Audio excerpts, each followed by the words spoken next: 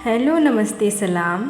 मैं मुस्कान स्वागत करते हैं आपका आपके अपने चैनल मुस्कान सिंह रवि की साहित्यिक दुनिया में।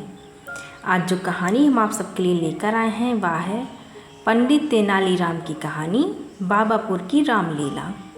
कहानी शुरू करने से पहले यदि आप मेरे चैनल पर नए हों तो मेरे चैनल को सब्सक्राइब कर लें, बेल आइकन को प्रेस कर लें, जिससे कि मेरे चैनल पर आने वाले वीडियो की नोटिफिकेशन सबसे पहले आपको मिल सके। आइए शुरू करते हैं आज की अपनी कहानी बाबापुर की रामलीला।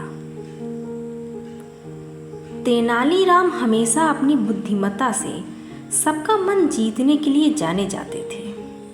आए दिन राज्य पर आई किसी न किसी समस्या को सुलझाने के लिए वे अपना दिमाग लगाया करते थे।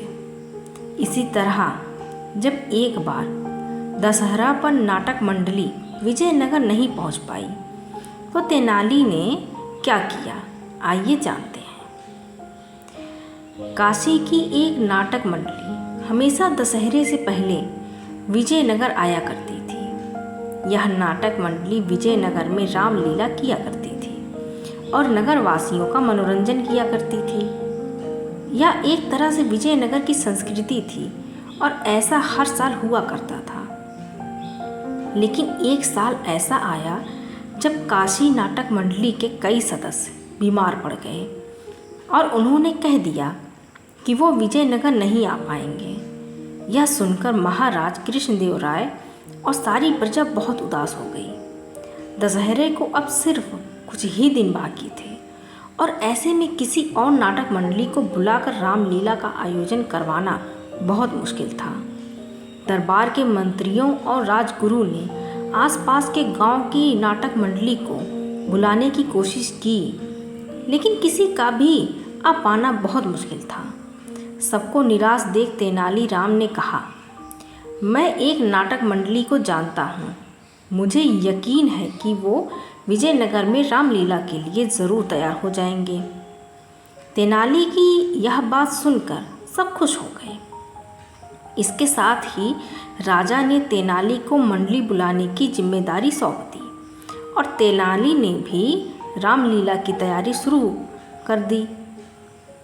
विजयनगर को नवरात्र के लिए सजाया गया और रामलीला मैदान की साफ सफाई करवाकर वहाँ बड़ा सा मंच बनवाया गया।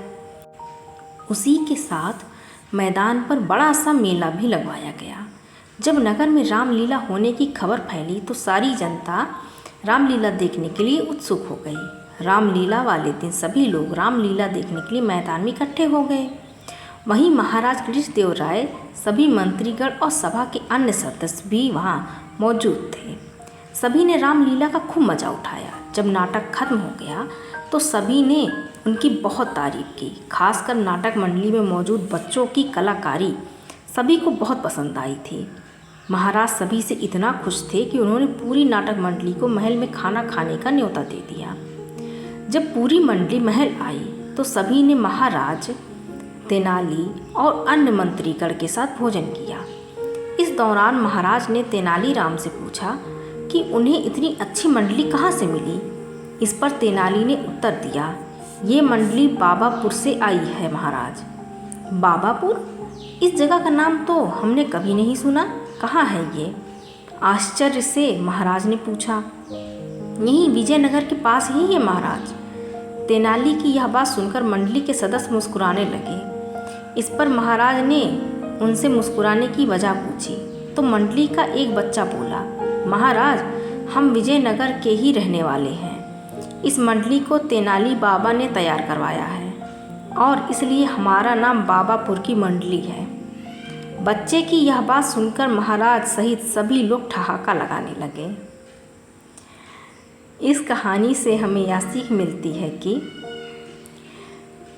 ऐसी कोई समस्या नहीं जिसे दूर न किया जा सके। बस इसके लिए संयम और बुद्धिमानी से काम लेने की ज़रूरत होती है, जैसे इस कहानी में तेनालीराम ने किया। आज की कहानी बस इतनी सी। मिलते हैं अगली किसी कहानी के साथ। आपको कहानी कैसी लगी हमें कमेंट करके ज़रूर बताएं। Thank you for watching and don't forget to subscribe. Thank you.